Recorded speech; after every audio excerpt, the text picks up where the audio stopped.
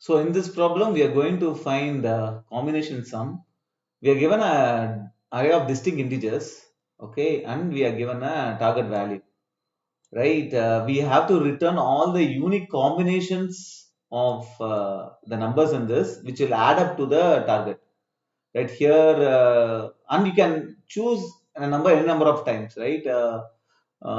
See here, it is given that you can choose a number unlimited number of times. The same number can be choose unlimited number of times. Okay, and you have to return all unique combinations, right? If you here, right, if you do 2, 2 and 1, 3, it will add up to 7, and 7 also will add up to 7. And similarly, if here 8 means if you add 2 4 times, it will give you 8, or these combinations will add up to 8, right? So all these combinations we have to return in a array. Okay, so again, in this problem also, you need to return a list of values. So it's good to go for backtracking. When you go for backtracking, always better go with processed and unprocessed. And you can draw the recursion tree first of all. Okay, for 2, 3, 6, 7, right? So I will take this 2, 3, 5 so that we can draw the recursion. Target is 8. So we can draw the recursion tree quickly. Okay, so 2, 3, and 5. Okay, so as usual, we have processed, which will be empty, and our thing is 2, 3, 5, and then the target value is 8. Okay. Okay. So the unprocessed will be 2, 3, and 5. Okay, and as usual, we have to make a choice, right? Whether we are going to see, basically, you're calling the function, right? So you're calling a function with processed one argument, unprocessed another argument. This the function call is what is the recursion tree, right? So we are going to call the same function by making a choice. What is the choice you are going to make? I'm going to choose 2. So the choice will be 2. Again, the unprocessed will be 2, 3, 5. So why the unprocessed 2 is not going is because in the next choice also you can make 2, because a number can come, you can choose the same number also for the to add up to the target. So since you can choose the same number, we should not remove from unprocessed.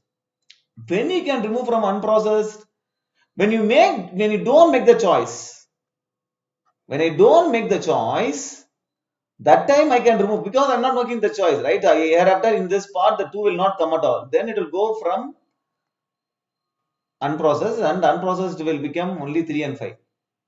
Okay, at every stage, right, what we need to do is we need to find whether whether the sum, whether the this is what is processed, right?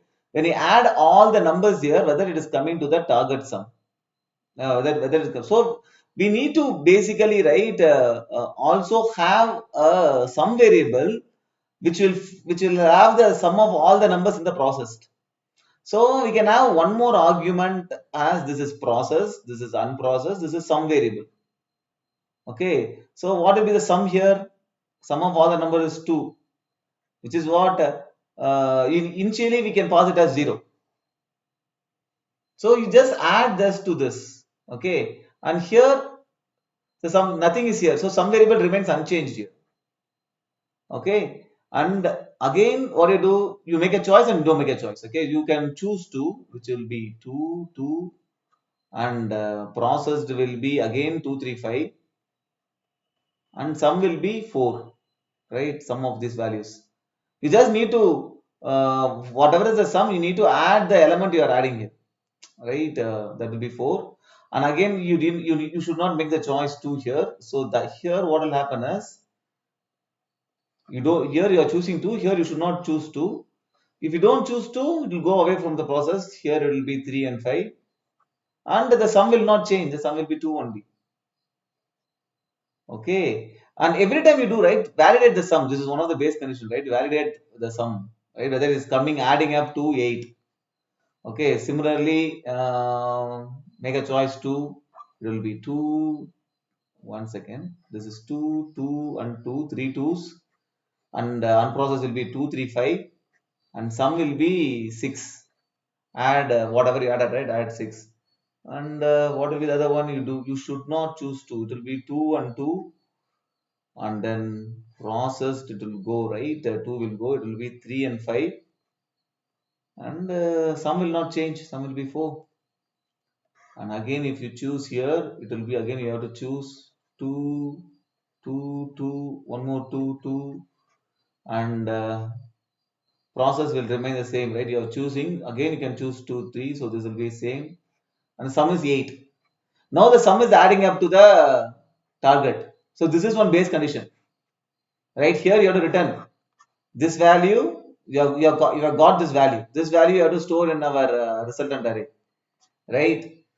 Okay. And here if you come, what will happen? You don't choose 2, right? You don't choose 2. It will be 3 2s.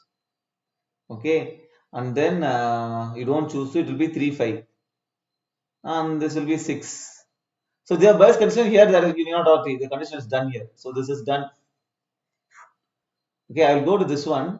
Now again, if you go right, you have to choose 3. If you choose 3, 2, 2, 2, 3, this is what? This is 6. 3, 6, and then process will be 3, 5. Sum will be 6 plus 3, 9. This is greater than 8. So this is also a base condition. After that, there's no point in adding here.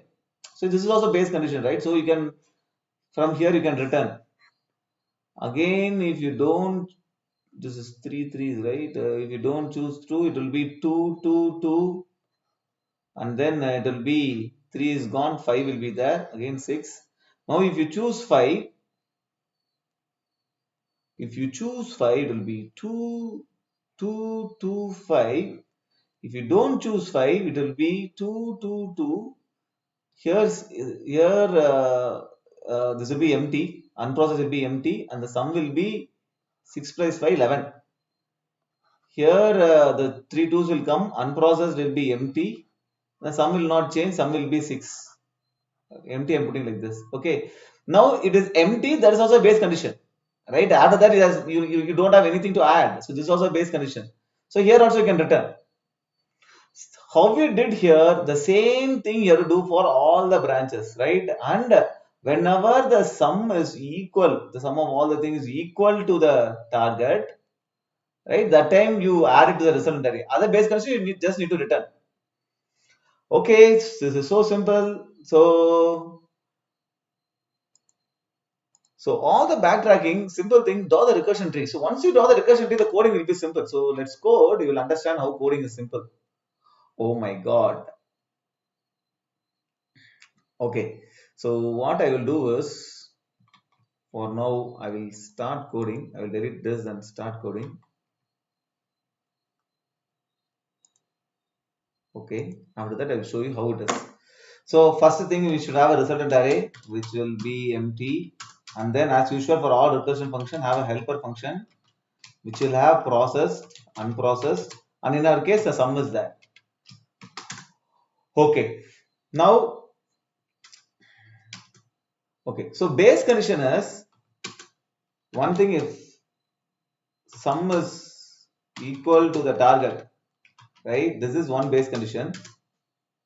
Here you need to add our process to the array and then return. What is the other base condition? If sum is greater than the target, then you need not add anything. Or if the unprocessed is empty, this base condition you need not add to the result array, but you have to return. Okay. Now what you have to do? First you have to make a call to add the element to the process, right? This will be up unprocessed of 0, right? First call, one second for you to show this. First call you have to choose 2, right? So in the first call you have to add this element, right? Append this element to the array, and then your unprocessed is not changed. And to the sum you have to add whatever you have added, right? That thing you have to add to the sum, correct? That is what you are doing here. Okay, so Let me do the same. So your unprocessed is not changed, and sum, you have to add whatever you have added, right? Whatever you added, this element is what you have added. That is what you have to add to the sum. Okay. And let's go to the right hand side. Okay. Okay. For the right hand side, the process is unchanged. Okay. The unprocessed, you have to remove the first element. And the sum remains unchanged. Okay. So simple. So just let me copy this. So the process remains unchanged. Unprocessed, you have to remove the first element. So from first element, you have to remove the first element. So you use a slice operator, and the sum remains unchanged. That's it. Your coding is over. That's it. Just call the function. Processed is empty. Unprocessed is full list candidates, and sum will be initially 0. Everything will be added to the resultant array. Return the resultant array. I think this should work.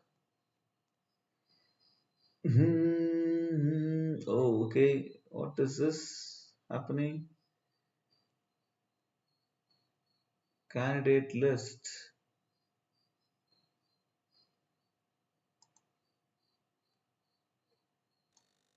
So instead of yes, I have put sum here. That is why it gave an error.